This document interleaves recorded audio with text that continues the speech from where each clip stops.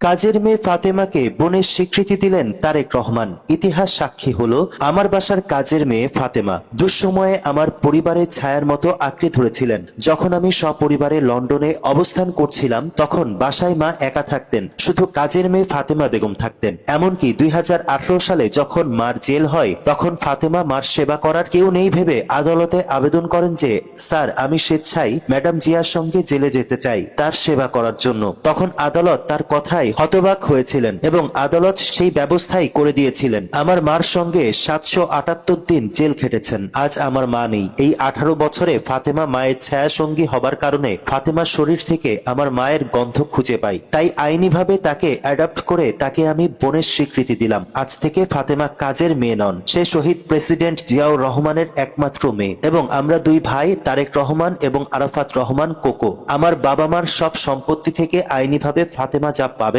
তাকে তাই দেওয়া হবে। সেই সাথে জিয়া পরিবারের একমাত্র মেয়ে হিসেবে মর্যাদাপূর্ণ আসনে অধিষ্ঠিত করা হলো। তাই দেশবাসী এবং আমার বাবা মার রেখে যাওয়া বিএনপি দলের সকল মানুষের প্রতি অনুরোধ, আমার বোনকে আপনাদের নিজের বোনের সম্মানের চোখে দেখবেন। আমার বোন ফাতেমার জন্য দোয়া এবং শুভকামনা রইল। এবং সেই সাথে ফাতেমা বেগম সব জায়গায় তারেক রহমান এবং আরাফাত রহমান কোকোকে ভাই পরিচয় দিতে পারবেন। জনাব তারেক রহমান আরো বলেন, পৃথিবীর ইতিহাসে কেউ কারোর জন্য জেল খাটে না, কিন্তু ফাতেমা তার মনিব বেগম খালেদা জিয়ার জন্য স্বেচ্ছায় জেল খেটেছেন। কারণ আমার মা সম্পূর্ণ অসুস্থ ছিল। ফাতেমা মার সেবা যত্ন করার জন্য মহামান্য আদালতে দাঁড়িয়ে বলেছিলেন, স্যার, আমার মনিব খালেদা জিয়ার আমি ছাড়া কেউ নেই, তিনি অসুস্থ। তাই মহামান্য আদালতের কাছে হাত জোর করে অনুরোধ করছি, আমি স্বেচ্ছায় আমি জেলে যেতে চাই আমার মনিব বেগম খালেদা জিয়ার সেবা করার জন্য।